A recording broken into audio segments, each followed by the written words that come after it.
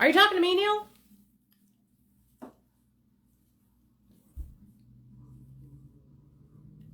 Huh. Got something on my tooth. Oh, anyway. Hey, everybody. Hello. Hello. Hello, hello, hello. Welcome, welcome, come one, come all. It is me, your girl, Nikki P. I am streaming live from the toilet, my favorite place to be, because you know me, I'm full of it. No, I'm just playing. What's up, you guys? Tonight we're going to be talking about triggers. So come on in. Don't be shy. Let me know where you're tuning in from. What state or country are you watching from? Are you in recovery? How long have you been sober? Are you getting high? If so, what drugs are you using? Tell me a little bit about yourself. Since I'm telling y'all all about my business, might as well tell me about yours, right? This is a give and a take relationship. I can't be the only one in this relationship, y'all. So I need to know about you. Tap in. What's going on in your life? What'd you eat today? Did y'all have dinner with your family? I went to my mom and dad's house and we had Easter Sunday dinner. My mom made homemade Italian sauce with Italian sausage, the spicy kind, meatballs the size of my head, raviolis, cheese stuffed with fresh grated Parmesan cheese. Sprinkle, sprinkle, sprinkle. With fresh bread and a huge salad. It was chef's kiss, so delicious. So delicious. Just got home. I took Rocky on a little stroll around the neighborhood, and now I am tapped in, feeling good, feeling rejuvenated, ready to entertain you motherfuckers. Ready to teach you guys some things about recovery and also keep you entertained. So if you're new here, what's up? My name is Nikki.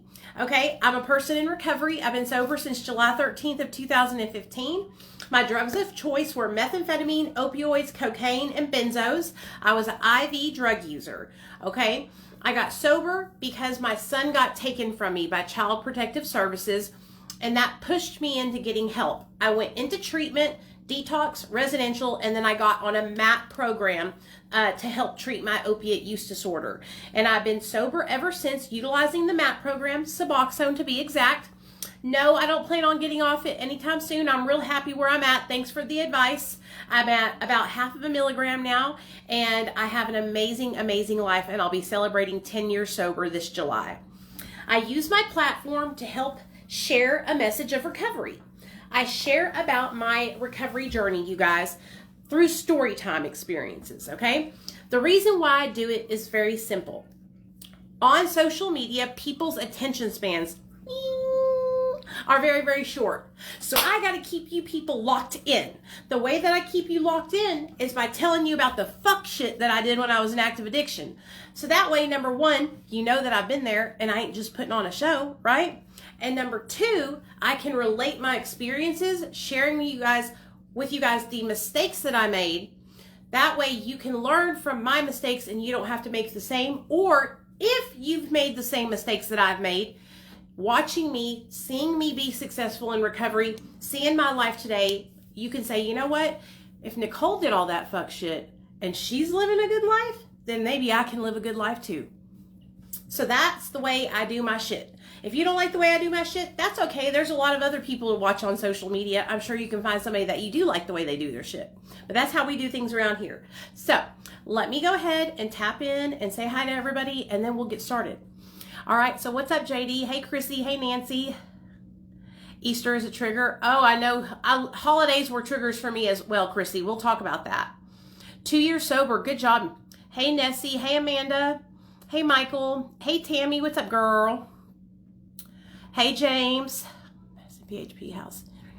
Every day is feeling better and just got done making gumbo. Ooh, gumbo sounds so good. Oh, that does sound really good. Hey, Lisa. Hey, Allie. Okay, I'm glad that you guys are here. And it's okay. You don't have to know your exact date if you don't want to know it. I'll tell you guys this about date keeping, okay? The reason why I know my exact date is because some really traumatic stuff was happening to me at that time. You know, I lost custody of my son at the beginning of July. in 2015. And so it's really hard for me not to remember, you know what I mean, those dates and those times. And, you know, I lost custody of my son 2 days before his first birthday. His birthday's July 4th. I lost custody of him on July 2nd. I went into detox. I got out of detox on like July 8th or 9th. And then I was relapsed inside the treatment center. And so I didn't get back into recovery until this like July 13th. Maybe even a little bit past that. But I just picked July 13th because it was a easy date for me to remember. So that's why I can remember my dates, because a lot of tragic shit was happening to me at that time. But you know what? That could also, for somebody else, trauma could make them block out those dates. So honestly, it's not that important. Just whatever helps you. If keeping your date helps you stay sober, then keep your date. If it doesn't help you and focusing on it doesn't help you, that's okay too. Just do whatever is best for you. And I think that's one of the things that I've really had to learn in my recovery journey, is that there's so many different ways, you guys, to get and stay sober. And there's so many different things that are going to work for different people. And one of the things that I really struggled with in early recovery was focusing on what other people were doing. And then when that wasn't working for me, I felt very like I was failing. And what I have learned is that you're not failing. You just have to find what works for you. So a lot of you guys have been bringing up the fact that you're struggling with triggers. I have been seeing so many posts in because we have a group. For those of you guys that are not a part of our group, you're all welcome to join. The group is called Discovering Recovery with Nicole. Let me put the group in here.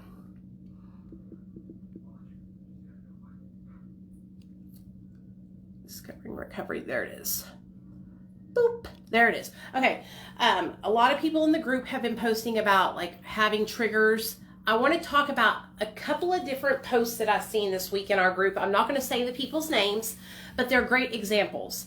So the other day, somebody had posted in the group that an old friend of theirs had reached out. A friend that they used to get high with that is still getting high. And I know, what do y'all already know what I'm about to say. I was like, hell no.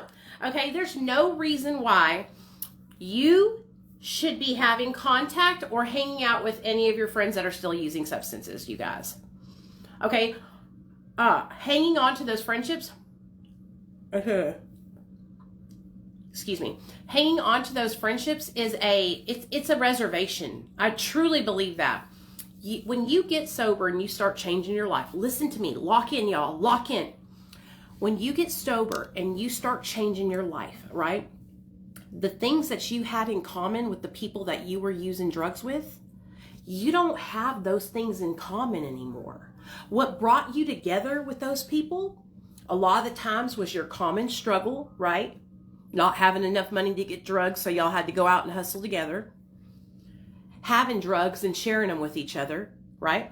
Having to hustle other people to get drugs, right? Not having a place to stay and y'all all staying together in different places and figuring out who's going to couch hop on where and who's going to get this dude to let him stay at their house and all that, right?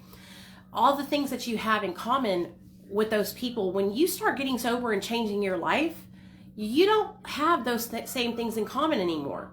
So to me, in my opinion, there's no reason why you should be keeping those connections. Keeping those connections is a direct negative impact on your sobriety journey. 100%. Okay? I know because I did it. Let me tell you. So many years before I got sober. So I got sober in 2015. Many years before that, I tried to get sober many different times where I would go into treatment. I would stay for the entire 30 days. I would get out of treatment. I would go into sober living. I would get a sponsor. I would start going to therapy. I would do all the steps, right? But one thing remained the same. I kept the connections with my friends that use drugs. And I kept the connections with my friends who use drugs very purposefully, because keeping those connections kept the line of communication between those people. I knew in the back of my mind, it might not have been at the front, but I knew in the back of my mind, if I'm having a bad day and I feel like shit, I can call OJ and say, hey man, I know I've been sober for a while now, but I'm feeling like shit. You got anything? Oh yeah, girl, I got you. Let's fucking celebrate. Boom, I'm over at your house, right? No matter what you say, oh, they're a good friend to me. They care about me. I've been knowing them for 20 years. Yeah, I knew my dope dealer for fucking 15. I bought drugs from the same dude for like a long ass time, over 10 years. And, okay. The justification and rationalization of why we will keep people in our lives that have a connection to drug use is like wild to me. Like I would make all these excuses of why I needed to keep these people in my life, right? And I kept wondering, like, why do I keep relapsing? Now looking back on it, it's clear as day to me. I kept relapsing because I was holding on to my past. I was not letting it go. When you get sober, you have to let go of the past. It's no longer serving you. What you did then to survive is not what you're going to do today to thrive.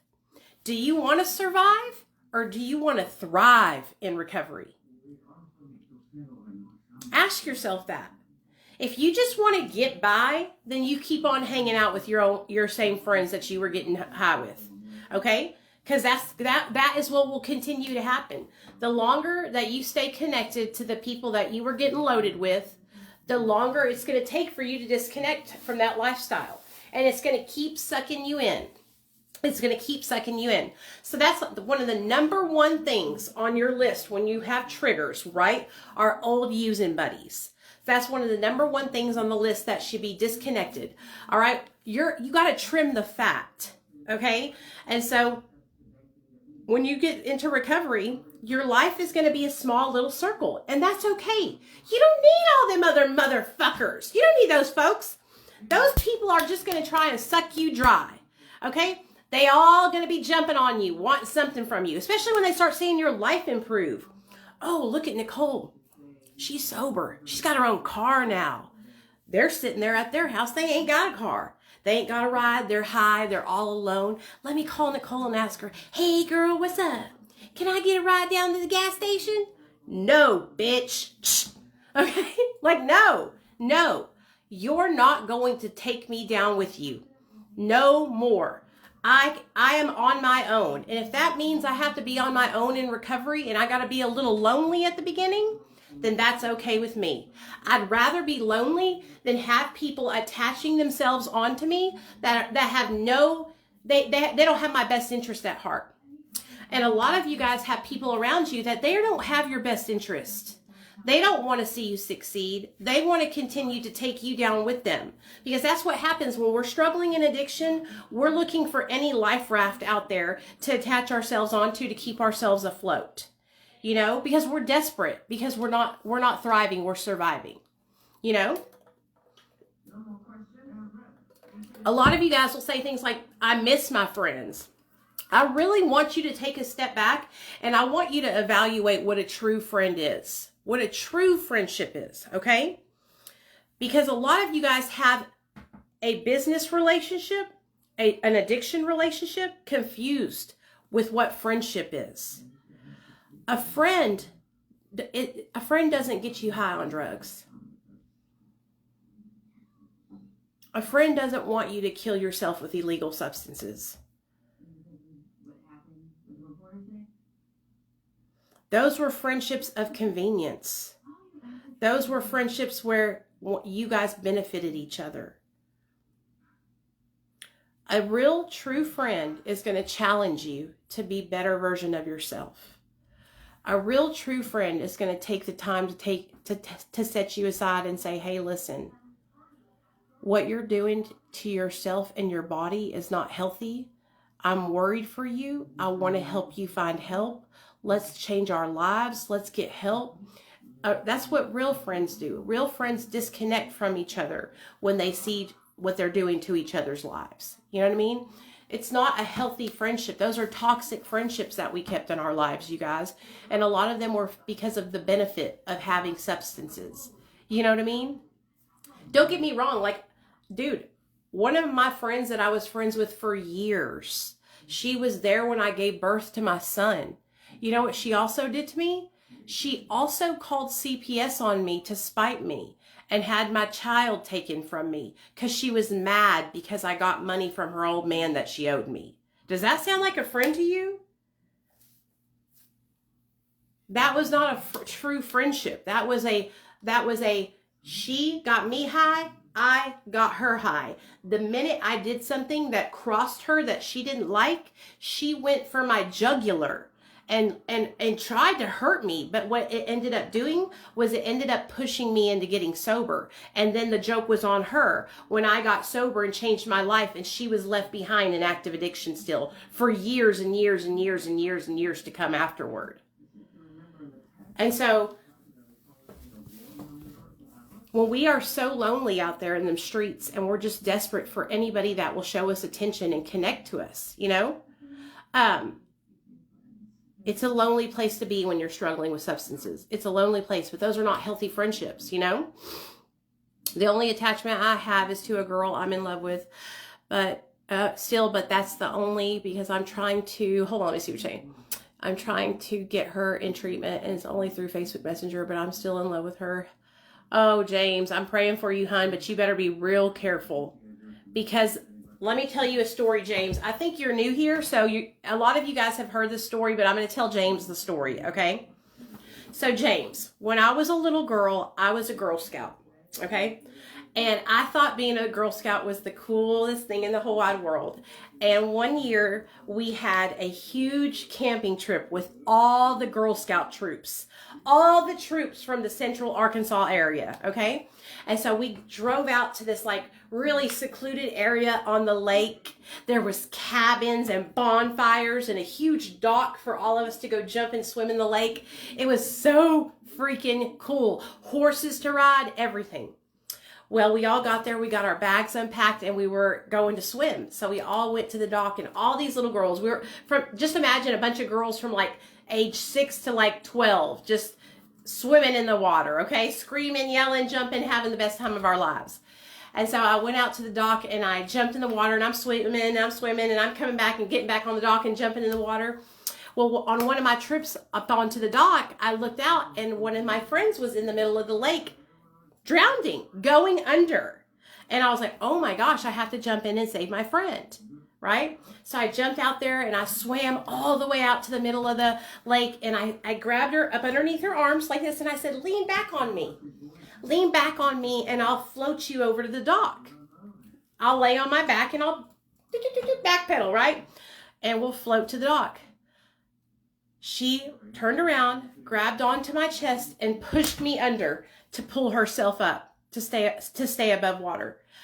And as she was doing that, she was drowning me. I was going underwater. She was pushing me down to hold herself up. One of the camp counselors saw it happening as it was happening and threw a little, floaty tube thingy out there. And thank God she grabbed onto that. And I popped up out of the water.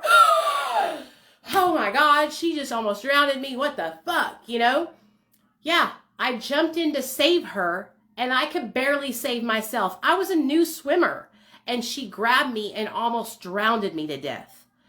If you jump in to save that girl that you're in love with, and she's drowning, she will pull you down to save herself, and you will end up losing everything you've worked so hard for. So be careful, be aware, because it's not worth it. A lot of you guys have no business trying to jump in the deep end, trying to help or save anybody. I do not recommend any of you guys trying to help people get sober, especially if you're, dude, I didn't start even trying to talk about sobriety until I had 3 years sober. Okay, I didn't start making videos regularly online until 2018. I got sober in 2015. And so please, you guys, please, I'm not saying this because I don't think you have anything valuable to bring to the table. That's not what this is about. This is about being careful and keeping yourself safe. Please, I know you want to help people. You're inspired. You see other people helping people. You got to play it safe. Don't make the same mistakes I did. I used to do that same thing when I was in early recovery, and I would jump out and try to go save people, or I would try to pull my friends into recovery with me that were still using. Every time, every single time, they took me back with them. Every time. Until this last time, and you know what? I learned a lesson. I said, nope, I ain't going out there to save nobody now. Y'all want to get sobriety? You come over here. Y'all know where I'm at. I'm over here with all the people that are in recovery. And that's the thing. You got to let people find their way. We can try to, share with them from a safe distance like we are right here. Like, this is okay, sharing your experience online and talking to people through video form. But really, really be careful, James, and protect yourself, okay? So that's one of the number one triggers that I see everybody that struggles with in early recovery is those friendship triggers, those people in their life that they still want to keep around and they just haven't been able to let go. You know what I mean? And like I said, I'm not saying that we can't love those people and we can't think about them and care about them and pray for them. But I'm telling you guys, from my own personal experience, you gotta disconnect and you gotta stand on your own. Like I said, early recovery is a lonely place to be because you're making a lot of changes in your life. And a lot of people that love you, those people that do love you and do want you to succeed, they're going to support the positive changes you're making in your life. The people who give you pushback, those are the people you don't want in your life. The people who bitch, moan, and complain about you having your meeting time, cut them out of your life. The people who bitch, moan, and complain about you being boring now, oh, you don't want to do anything, cut them out of your life. Those people are low-key fucking, they're haters, okay? And they will try to suck you down to take themselves up. Cut them out of your life, period. The number two trigger that I always hear you guys talking about, right?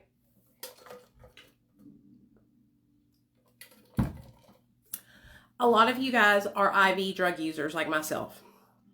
IV, injection, syringes. Somebody in our group posted yesterday or the day before that they are really struggling staying sober because they are diabetic and they have to give themselves insulin injections, but they're also an IV drug addict. That's hard. Imagine having the tool that you inject drugs with around you all the time. I remember when I first got sober, seeing syringes would make my whole body shake. When I would go to the doctor to give blood, I about passed the fuck out, okay? It gave me the EBGBs. I'll be like, oh, you know what I mean? I can't even explain to you. Like, it's the worst feeling in the whole wide world. So that's hard. That's hard. But let me tell y'all a story about my situation with injecting. So I became obsessed with the syringe, okay? I didn't start injecting right away. I started using substances in 1998 or 99. Yeah, 1998, 1999. And I didn't start injecting drugs until 2008, okay? So a good 9 years into my addiction is when I finally tried injecting for the first time. When I tried injecting for the first time, someone did it for me. I became obsessed with it. The moment they injected me, it gave me the most amazing feeling I'd ever felt in my whole entire life. I literally fell in love. And I locked myself in the bathroom for the next 8 hours practicing on myself. Okay? Until I learned how to do it myself. So I wouldn't have to depend on somebody else to do it for me, right?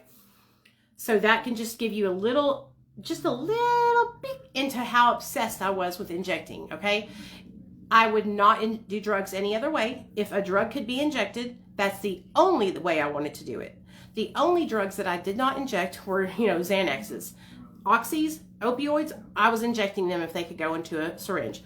Methamphetamine, I was injecting it. Cocaine, I was injecting it. I did not crack, I was injecting it. I would not smoke crack, I would break it down and I would inject it. Hold on, guys. There's a tornado warning here. Let me go look let me go look outside real fast. Let's go see what's going on. So I was very obsessed with it, okay? There's a tornado warning. What should we do? Look outside and see if it's coming this way. We're on the 3rd floor, y'all. Yeah, on my phone it went off, but I don't hear it out here. Oh, yeah, they are. Uh-oh. Oh, sorry, little birdies. We stole their little spot.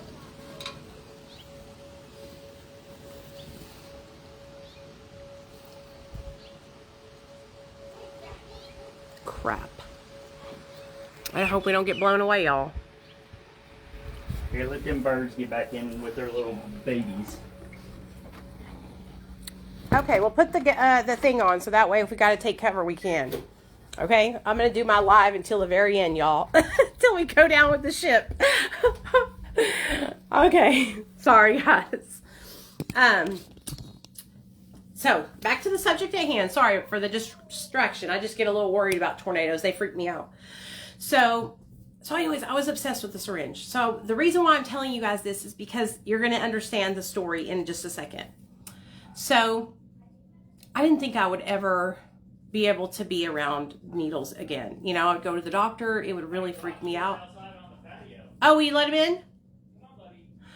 Sorry, I didn't mean to leave him out there. Sorry, baby. Come here. Come here, Pop Pop. I didn't mean to leave you on the patio. I didn't mean to leave you. You was scared? So for the next couple of years through my sobriety journey, like I would have to go to the doctor and give blood and all that kind of stuff. And it was always just like a really hard time for me. Very triggering experience. My blood pressure would go up, everything. I want to say about 5 years into my sobriety. So syringes are a major trigger. About 5 years into my sobriety, my husband's dog, Jetta, may you rest in peace, Jetta, became a diabetic. And I don't think you guys understand how scary this was for me and my husband. Number one, not only am I scared of syringes for myself, but my husband, he just came out of a relapse. And so now we have to use syringes to give our dog insulin shots every day, every morning. So you know what that meant? That meant I had to keep a box of syringes in my house to give my dog injections. I prayed to God, God, take this from me. Take this obsession, this just sickness from me, this feeling, right? And I started having to practice giving the dog injections. I'd wake up in the morning, we'd feed her food. I have to grab her little nape of her neck right there and then doot, her little doot, you know. And as time passed, it got easier and easier. And I stopped shaking when I would do it. And I stopped being afraid of the syringes. Well, fast forward, Jetta ended up passing away from old age, very old age, y'all. She lived a long life. And then I became diabetic. In 2023, it was like God was just like, yeah, sprinkle, sprinkle. You're going to overcome this trigger. This is not going to rule your life anymore. And so in 2023, I became diabetic. And I really started to change my life. I started to eat healthy. I went to the doctor. I got on medication. And now I have a huge box of syringes, 100 count, right on my refrigerator. Because every Tuesday, I have to give myself an injection. And these are my favorite ones too. Short tips, baby. Hated the long needles. Why are you lying when the tornado's buddy? And I have no issues now. It doesn't make me feel uncomfortable. I don't think, oh, I could go put drugs in those. Nothing at all. Nothing. There's no feeling attached to the syringe anymore. So I guess you could say that I kind of got through it because of exposure therapy. But I would have never been able to get through it if it wasn't for my little dog Jetta and us having to go through that situation with her. Because it was like, I have to give my dog injections. You know, without them, she would die. And so her life was important to us. And so I was able to see the importance of this tool. and treat it as such, as a tool to help improve my dog's life. And then it became a tool to help me improve my life. And I'm happy to announce that I was able to reverse my diabetes by losing weight. And so now I just take a maintenance dose of the medication I'm on once a week. And hopefully when I only need to lose about 19 more pounds. Hopefully when I lose those 19 more pounds, I will be able to stop taking the injections totally and be done with it. But I got through that, and I got through it.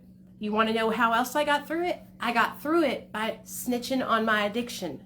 I got through it by talking about what I was going through. I got through it by sharing with people, hey, my dog's diabetic. I have to give her syringes. I have syringes in my house. I let everybody know. I let my audience know. I let my husband know. Of course, he knew. I let you guys know. I let anybody in my life know. So that way, let's say, God forbid, I did have a hard time and I relapsed. People would know what to look for. They would know to check my arms and see if I had, puncture wounds when I was around them. My mother-in-law, I put her on high alert. I let her know, hey, me and Neil are having to give the dog injections now. This is what's going on. That way I had accountability, and that accountability helped me process through that trigger. And I've overcome it completely. That's why when you guys tell me that you're triggered and you're having a hard time, you can 100% overcome it. It does not have to rule your life. Those thoughts that you're having around whatever your trigger is, that's exactly what they are. They are just thoughts. And you know what? Our thoughts have no power over us. The only way they have power is if we give them power, if we put action behind them.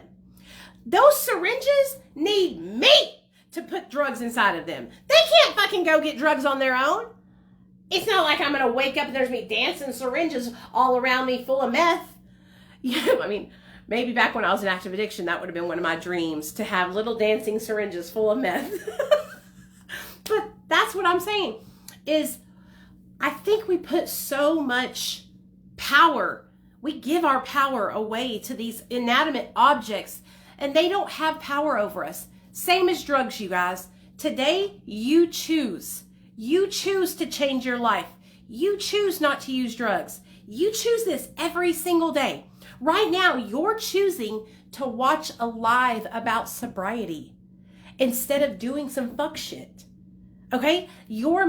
Every time you make a good decision in your life, every time you choose recovery in your life, you are rewiring the neural pathways in your brain. Every time that you make a commitment to changing and being a better version of yourself, you are healing your brain. Every time you do something outside of yourself to help someone else, you are healing your brain. Look it up. Google it. Okay, I'm serious. I'm not even lying to you guys. You're practicing, changing your life one day at a time. Those triggers that you have, they're just thoughts. They don't have any power over you. Take shelter now in the basement. Neil, do we need to go downstairs? I'm looking around out here. I think we'll be all right. I love your live feeds. I'm watching all the way from Australia. I'm 4 weeks sober, and although some days are really hard, I'm soldiering on and just determined to be happy and healthy, full of life like I used to be. This is not my first time in recovery. Oh, that's awesome, Vera. I'm so proud of you. I know it's hard work and we stumble, but determined to, that's right. Keep soldiering on. That's all you can do. So tell me this, you guys. As I sit here and talk to you guys about these triggers, okay? What are you guys having struggles with? Are you having triggers in your life that you are like, Nicole, I don't know what to do? Let me know. Comment what you're struggling with, and let's talk about what you guys are going through. Because those were two experiences that I wanted to share with you guys that I've been able to overcome. And this is the thing. I have been able to overcome these things, but I will always understand and recognize that when you're going through, said than done. Okay, so if you're having a situation that you're going through right now, or that you have gone through that you didn't know what to do, and you want to know what I would do in that situation, drop it in the comment section. I'm going to be reading you guys' comments as we go along. I will tell you this. The longer that y'all, my freaking Wi-Fi is going out. I'm getting nervous. Let me go see what's going on. The longer I stay sober, the easier it makes the easier the decisions to stay sober the easier it gets. You want to go? I am. I'm going out here to look. Every day that I make good decisions, it gets easier and easier and easier. I'm telling you. I want y'all to understand that. The same thing can happen for you. Stay, Rocky. Let me go down here and look, y'all. It's raining. Go ahead. What's your question, Amy?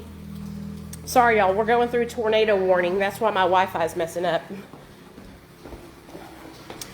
I'm struggling with guilt. My girls were taken from me. I started using more drugs instead of getting clean. Okay, Nessie. What's done is done. Okay? What's done is done. Struggling with guilt and continuing to make bad decisions, Nessie, is not going to get your children back in your custody any quicker. It's only going to postpone it and make it worse. So what you have to do is pull your fucking big girl panties up and make change now. If you want to get your kids back, you got to reverse this shit. You got to turn it around and start working hard. No more excuses. It is what it is. You made the mistake and now you got to own it. If you want them babies back, you got to start fighting. Okay? You got to show the courts and show that attorney and all the people out there that you're serious about being a parent and that you're going to make change. Period. Now you're in the system. There's nothing else you can do but go forward and make change. Don't think about it. Do it. Don't forfeit your kids, okay, for a momentary high. Don't forfeit your kids for manufactured joy and pleasure. The real joy and pleasure comes from being a parent and raising your children and seeing them become the most amazing little humans that they can become. So don't sell that for manufactured joy. Because that's all drugs and alcohol give you, is manufactured joy and pleasure. It's all fake.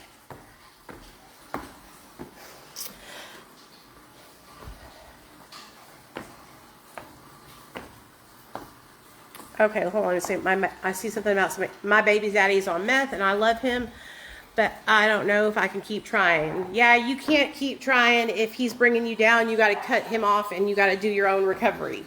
You cannot keep trying to save somebody else. That's not going to help you stay sober. You know what I mean? I'm right here, Rocky. And look at me. Nessie, I'm not trying to be ugly to you. Please don't take it that way. I'm just trying to be very, very, very, very blunt with you. Like, when you lose your kids, there's no time for feeling bad for yourself. Think about how those kids feel not having you around, not having their mom. You know what I mean? It's really... You have to just kind of make it work. You have to pull yourself up and fight for your babies, okay? Like I said, the mistake was made, but you can turn it around. I'm struggling with being overwhelmed and overstressed, taking care of my 92-year-old grandfather.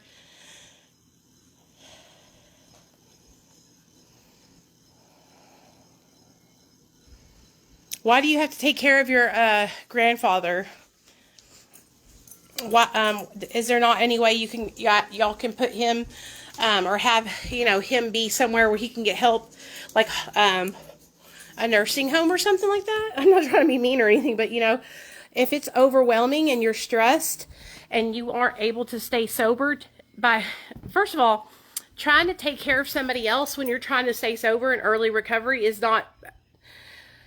I understand there's some circumstances where we have like struggles and maybe like there's nobody else in the family who can step up, but that's what you have to do, is you have to say, hey, listen, I've done my part, I've stepped up, and now I have to take care of myself, and this is my boundary. I'm setting this boundary. This is what I have to do to stay sober, and I have to do it for me, or else I won't be here to help take care of anybody, Because I see people say stuff like that all the time, like, oh, well, this is what's going on, and I have my kids, and I can't do this, or I have to take care of that. Well, what happens when you relapse on drugs and you're high, and then you can't help or take care of anybody? Do you know what I'm saying? I'm a mother of an addict, and I love all your, because I don't know what my son is, and I won't call him. Yeah, don't give him any more money. Oh, I'm so sorry. When you guys, listen to me, for those of you guys that are parents of people that struggle with addiction, I cannot even imagine the pain that you're going through. I think about it all the time, all the pain that I put my parents through. And, you know, I will tell you this, Sonia, when I was going through it, when I was putting my family through what I was putting them through, I wasn't consciously thinking, I want to hurt my family. It wasn't even on my radar at all. I wasn't even aware of it. In my mind, I thought all I was doing was hurting myself. I wasn't even privy to the fact that I was hurting my family. I would tell myself that. I would say, oh, I'm just getting high. I'm not messing nobody else's life up. I'm just fucking up my life, right? Boy, was I wrong. Boy, was I wrong. And so I do want you to understand that your son or daughter, they're not even thinking that they're hurting you. They think that they're just hurting themselves, and they're just fucking up their own lives. You know what I mean? And you can say to them all day long how much it hurts you to see them like that. It's almost like we block it out with the substances. You know what I mean? And we try to disassociate from the fact that we are causing any harm to anyone else but ourselves, because that makes it easier for us to continue using drugs, is to block out the fact that we could possibly be hurting our family, you know?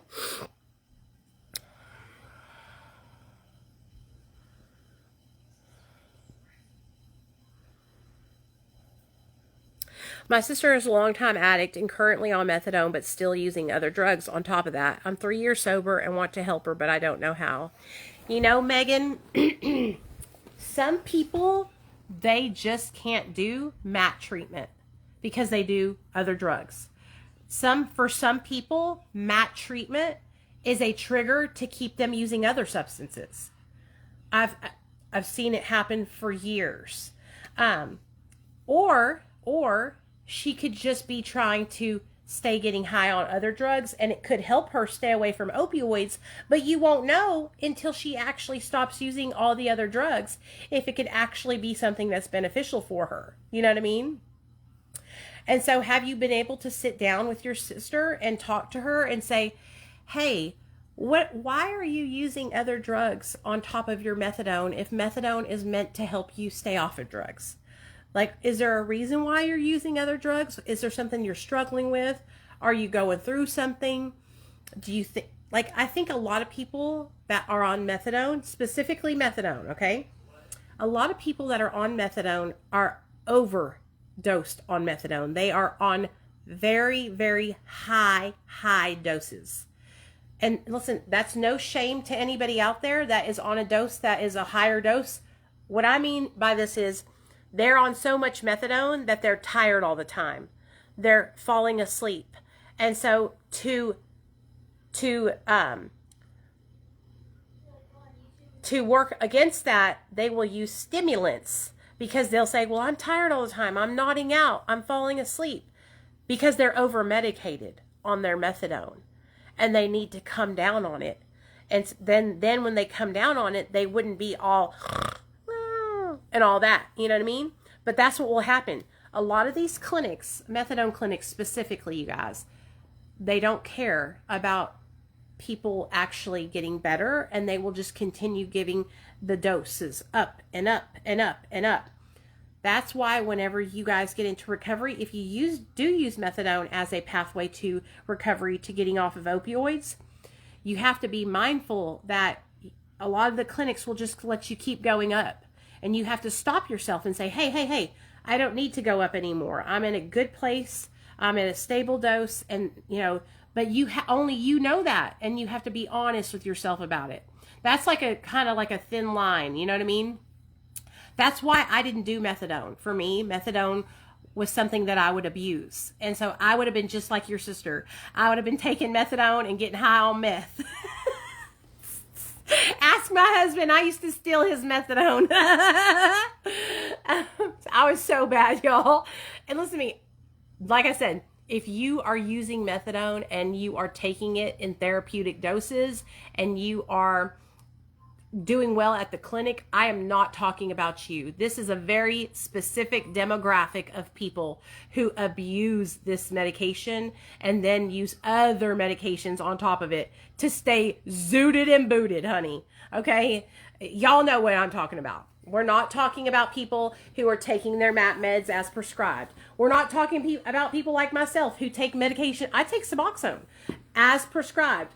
Every morning, I take my medication. I go about my day. As you guys can see, I'm bright-eyed and bushy-tailed. I'm not nodding out. I'm clear-minded. I speak very clearly and with passion and dedication. Like, you know what I mean? So there are people out there. And also, I like to say this, you guys. If somebody is abusing their methadone, this is the way I look at it, okay? Or their Suboxone. The way I look at it is, I'd rather them be abusing that medication than be on fentanyl.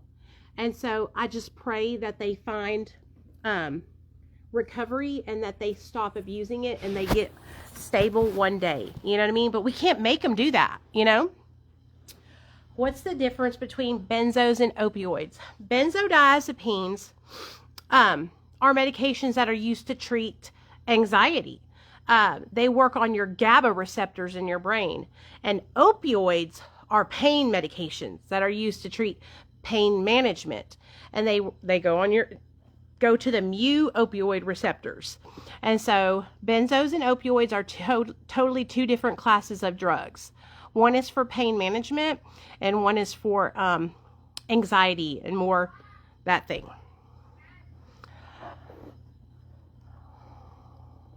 People will mix benzos and opioids together to get a really, really strong high, but it's also very dangerous because you can overdose on benzos and opioids combined.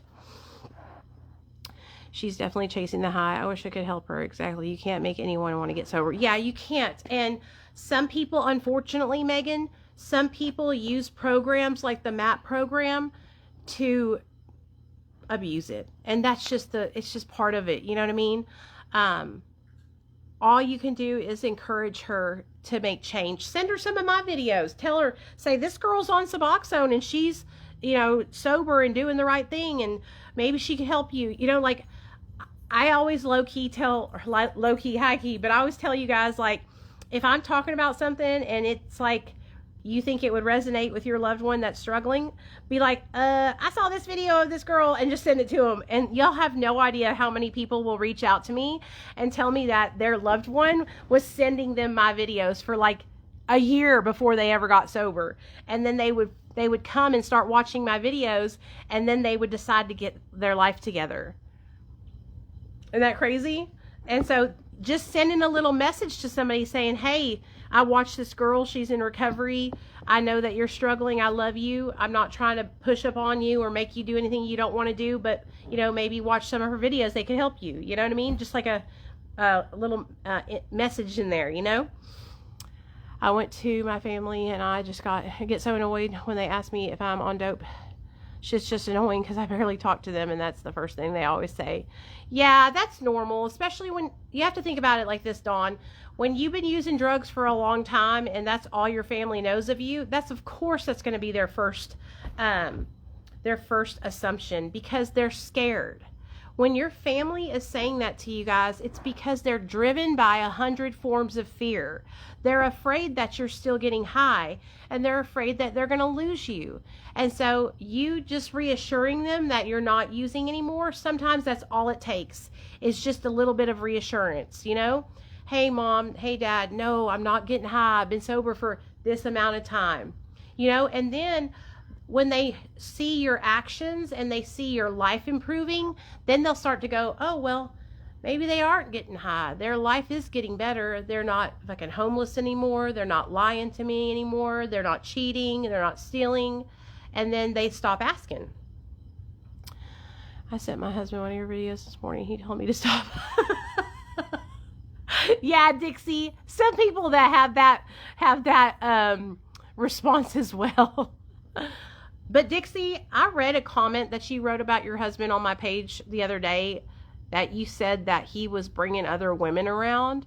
And let me just be very, very straight up with you, Dixie.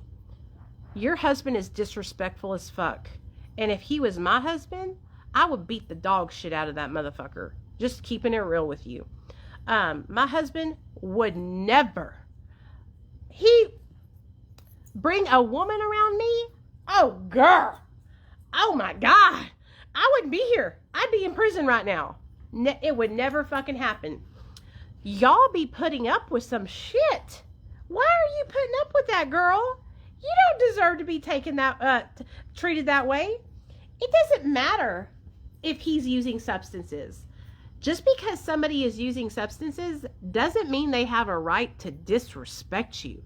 You can get high on drugs and not be a piece of shit. Okay? That's why I helped my husband. That's why I supported my husband through his relapse.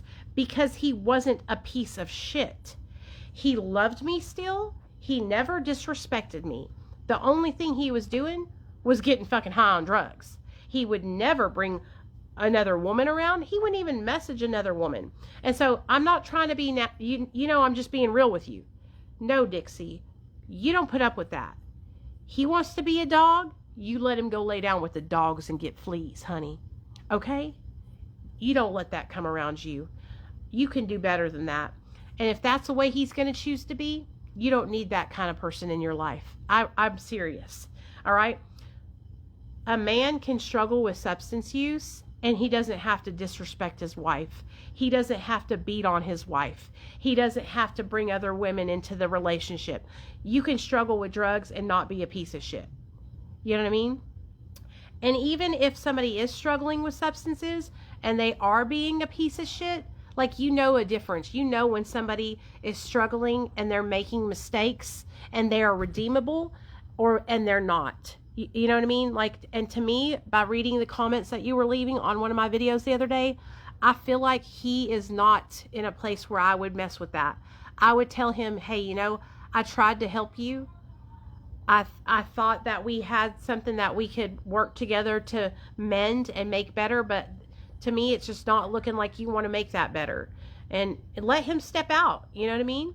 And I always say this, if it's meant to be, your relationship will come back together in the future. But I would let that go. I would quit fighting, because that's just not you deserve so much better. There's no reason why a man should ever disrespect his partner like that. I do not support cheating. If my husband cheated on me in active addiction, we would not be together. You know? Me and my fiance have been watching you on this live, and when we step away, you keep coming back up in our feed, so I'm taking it as a sign we are meant to hear all the information and support, just like a meeting, getting a lot from this live. Oh, Sean. Hey, Sean, what's up, y'all? I'm glad y'all are here. Tell your fiance I said hi. I think Sean is the guy, and maybe the girl is watching with him, so hey, Sean, and hey, old lady, what's up? Y'all have no idea how many couples tell me that their old lady was watching me or their old man was watching me, and they'll hear me in the background and they're like, who are they watching? Who is that girl they're watching? And then they come over and it's me. Yeah. So, and listen to me, guys. Like I said, me and my husband, we got sober together. Okay. And this is not to shame anyone if you're going through something with your significant other. Okay.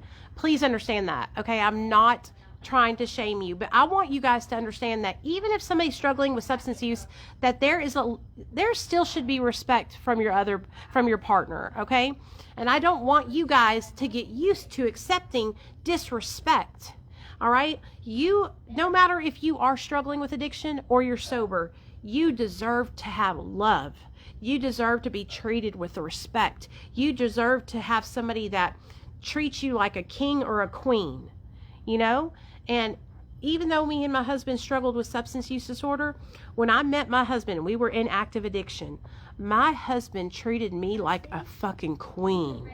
Okay? My husband, when I tell y'all, He blew my skirt up. I was like, oh, baby, you're getting it tonight. The first night I met him, he opened the car door for me. I fainted right there on the spot because I had never had a guy open a car door for me. I was a meth head. I hung out with dudes who literally treated me like a prostitute. So when I had a man open the car door for me and buy me a pack of cigarettes, girl, I was like, you getting it tonight, boy? True story. But seriously, I was just like, wow.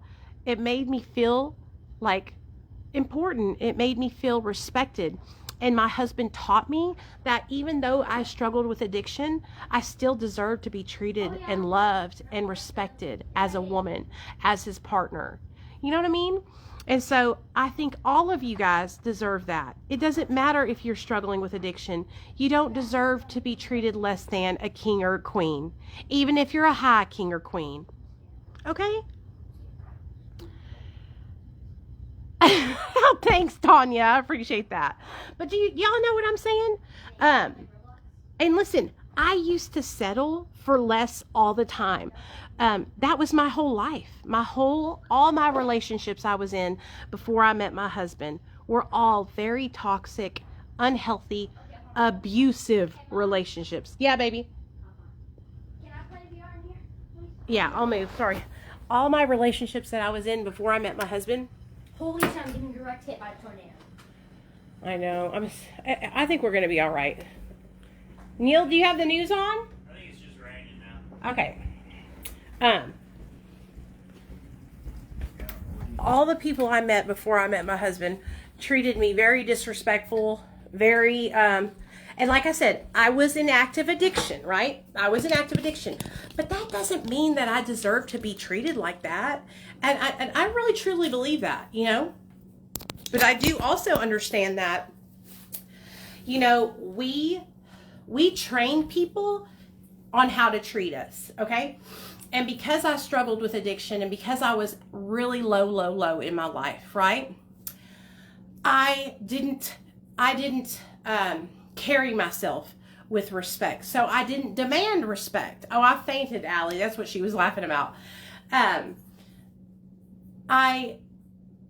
So when I was low down like that, I was very fortunate that my husband showed me respect because I wasn't carrying myself with respect. You know what I mean?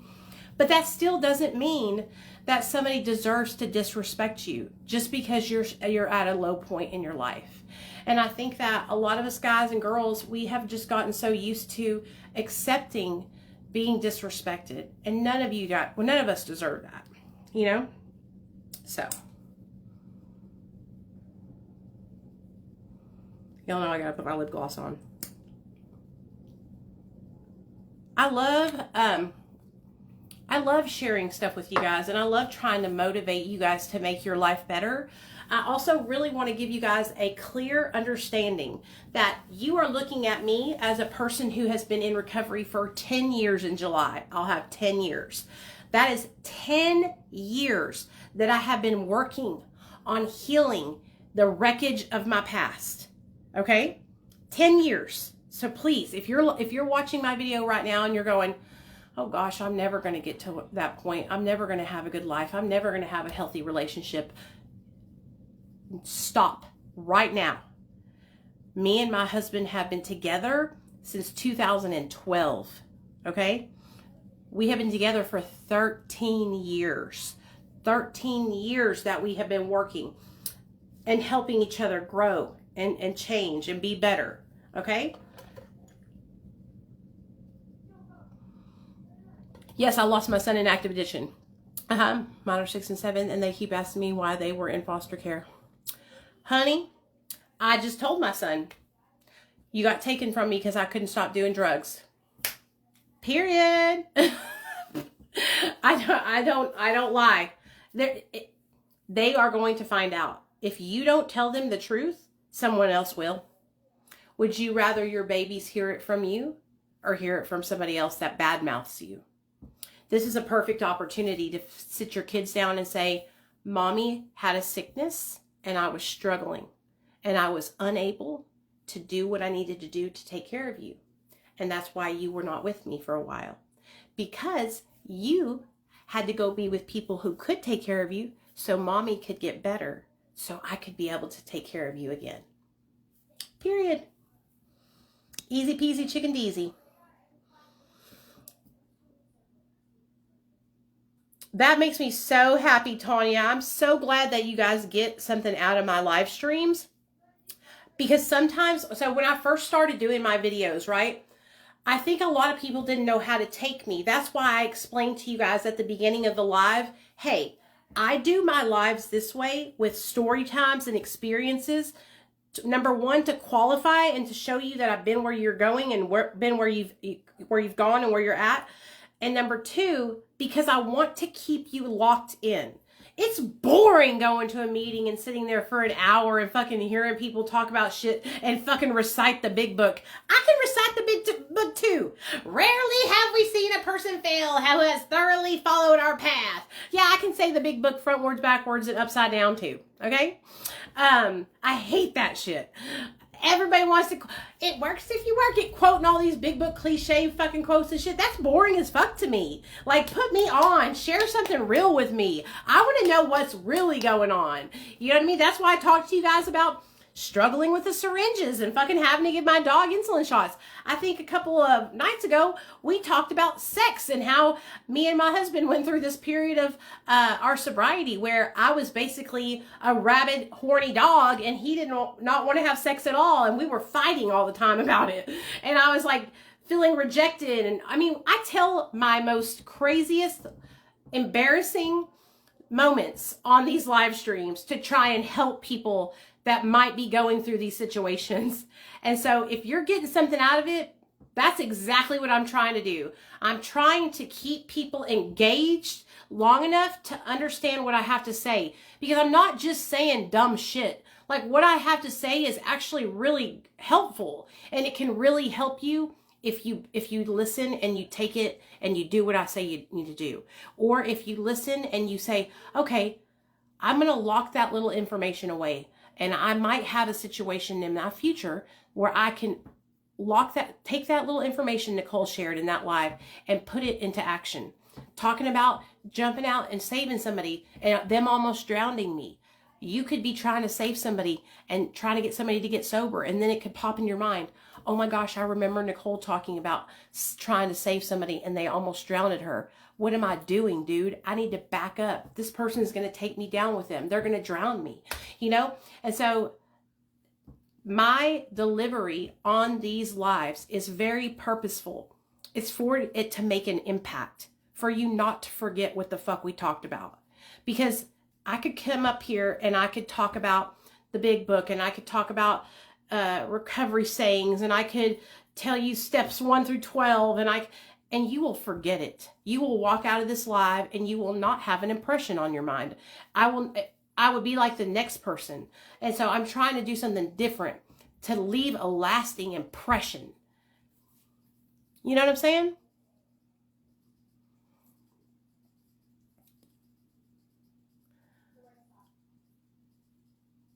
Your kid's 4. What's an appropriate age to tell your child? I would say like 6 years old. I think when they're 4 or 5 years old, they're still too little to understand. When Nate was in kindergarten, I was able to start explaining to him about addiction. Do you know what I'm saying? He was also seeing some stuff at school with other kids in his class that was starting to bring up topics where he was asking me questions. And so 6, 7 years old, you know, first grade, kindergarten, they're already starting to be exposed to experiences in school. When your kids become school age, you'll see what I'm talking about. I'll never forget it. My son was in kindergarten. He comes home and he's telling me and my husband about a little girl in class who is touching her private area. And I was crying my eyes out because I was like, oh, yeah. And so they're going to be exposed to things very quickly, more quickly than you want them to be exposed to in classrooms and school. And so you'll see what I'm talking about. Just go with it and you'll see. You'll know when the time is right. Those groups made me feel like an outcast because I still smoke weed and take Xanax for my anxiety. Hey, yeah, and that's another thing. I want people to understand that this group is not a group of, first of all, abstinent-based recovery. If that is your recovery path, I respect it.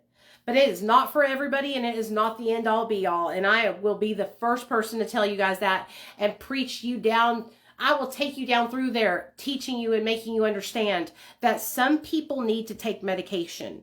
You want me to be on medication, okay? Believe me, all right? Because when I'm not, I'm fucking up life. I'm fucking up people's lives. I'm fucking up my life. And so if me being on my MAT medication helps me not be a fuck up, then let's just fucking be happy about it, okay? Let's all be, thank God Nicole's on her MAT medication, you know? And so there needs to be more understanding and acceptance that taking medication as prescribed is not the same as addiction. There is a huge difference. Addiction is characterized by behaviors, and I'm no longer exhibiting those behaviors. And a lot of people will say, well, what if they just cut you off of your medication? Would you go exhibit those behaviors? No, I'm not going to go to the streets. I'm not going to go sell my ass. No, I would find a way and find a solution. If I had to go to another doctor to get my medication, I would do that. If I couldn't do that, then I would put myself into a medical detox and I would be medically detoxed. Simple. I would not go back to the streets. I would not lie, cheat, and steal. I would not do anything strange for a little bit of change. No, honey, because today I'm a different person. I'm not the person I was in active addiction. There is a difference between dependency and addiction. Period. Period. Period. And so if you have to take medication, you are welcome here and you are safe here. And I don't give a fuck what anybody says because I will cuss their ass out. You know what I mean? And honestly, you guys, the only reason why I tell you guys that I'm on MAT meds is because I have a platform. And because by me sharing that and being open about that, it helps smash the stigma. It helps other people that are out there that are on MAT not feel so alone. But if I was just a regular schmegular person living my life, I wouldn't even tell nobody because nobody would even fucking know. Because you can't look at me and be like, oh, she's on MAT. She's on Suboxone. I can tell it by the look in her skin. No, you can't. I have 4 full-time jobs. I have successful channels on my social media platforms, okay? I have a house. I have a husband. I have custody of my son. I have a great life. I have all the things in the world. I have jewels. I have PS5s. I have computers. I'm not pawning that shit for drugs. Like, there's a difference. Like, I'm not doing that bullshit no more, you know? And so if I was in active addiction, you know, and doing all that bullshit, I wouldn't have all the things I have. I'd be fucking selling all that shit for drugs. You know what I mean? So, yeah, everybody's welcome here. If you smoke weed and that helps you stay off of hard drugs, I support that shit. I just couldn't smoke weed though, y'all. It makes me want to eat everything in sight. And y'all know how I struggle with my weight. And so me and the ganja, we just don't mix. But I know some people that are really, really, really tiny who it actually helps them eat so they can eat regularly. I also know some people that have pain and that smoking helps them with their pain. I also know people that have anxiety and insomnia, and instead of taking medication for their insomnia or anxiety, and that helps it with that. So if you can find a plant medicine natural alternative to taking medication, I'm cool with that. I support that shit. I understand and realize that every single person is different, and there's no recovery police or no recovery God out there. There's only one God. And when we all cross over them gates, we will all have to answer to him. And when I stand in front of him and he asks me, Nicole, what did you do on earth? I'll be able to stand before him and say, well, Jesus, I was accepting of all people. I met them and let them know that they were loved where they were at, no matter what they were struggling with. And I tried to connect them and help them. That's what I was doing when I was down there in them streets in the world, you know? And so I'm happy with the path that I chose to take in my life. You know, did I make a lot of mistakes when I was in active addiction? Yes. And I will forever, ever be working hard to try and reverse that and try to make up for the pain that I caused my family in the past. You know, every time I go to see my family, like I was just visiting with them today for Easter, Every time I visit my family, I think about how much pain I put my parents through. And I think about how lucky I am that they even want to have me in their life. That they even want to have me around because of how much pain I put them through for almost 20 years. That's a long time to be loving someone through addiction, you know? And so I'm just grateful that I have people in my life that care about me still and want to have me around, you know?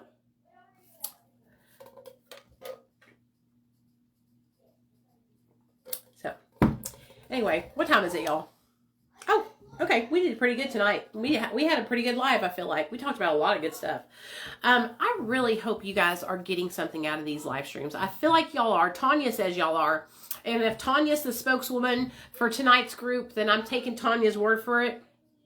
That these lives are fucking resonating with you guys. They're fucking hitting home. If these lives are helping you guys, share them with somebody else. Help me get my message out there. I do want to make you guys aware that here on my account, this Facebook page, Nikki Pludre, I run a contest every month. It goes for the whole month, from the first of the month to the last day of the month, okay? And what that contest consists of is all you have to do, it's an engagement contest. This is how we're getting my message out. All you guys have to do is like, comment, and share on all of my videos. All my videos, all my posts that have little pictures on them or texts, anything that I post, if you can like, comment, and share that shit, okay? That enters you into a contest, okay? And the person who does that the most wins. Every month I choose a winner. Every month. So we're about to be at the end of this month soon. We're on the 20th, so we got about 10 days left of this month. Okay? At the end of the month, I'll be announcing the winner for the month of April. And then what they get is a self-care package. The recovery self-care package comes with a cool-ass tumbler, whatever your favorite color is, a journal, pens to write in your journal, okay, stickers, a calendar, recovery stickers, a $25 Visa gift card. For the girls, I put makeup or perfume. For the guys, I put other cool shit in there, like to go with your journal. I try to make it like a men's kind of journal instead of like girly colors and stuff like that. But I'll make it like fit to you. So far, only girls have won. So all you got to do, like I said, is like, comment, and share. And I announce the winner at the end of every single month. But I really appreciate those of you guys that are locking in and that y'all are coming to the lives and you guys are engaging with my content. It really helps me out a lot. That's how I'm able to find more people and to help more people. So I really appreciate it. Thank you so much. I'm so glad that you guys are enjoying these lives because I really enjoy doing them. I look forward to coming on here and talking with you guys, and I love it when you guys are commenting. I love it when you're commenting and you're sharing what you're going through with me. That makes it easier for me because as you're commenting and you're telling me things that you're going through, it's triggering thoughts in my mind and scenarios and things that I can share with you even more. So thank you guys so much for, like I said, engaging and helping me with this live tonight. I had a great time, and we will be live tomorrow morning at 10 a.m. Central Standard Time for morning motivation, and then tomorrow night at 6 p.m. for another recovery live. So I'll see you guys then. I thank y'all so much. If you need anything, you can always send me a DM. I try to go through and answer everybody that messages me on DM. So if you messaged me, I have checked them today, but I'll be going back through them this afternoon or this evening after I get off this live. So you can shoot me a DM. But yeah, I really appreciate it. You guys don't forget to like, comment, and share. And I'll see y'all tomorrow morning at 10 a.m. Central Standard Time. All right? All right. Bye, y'all.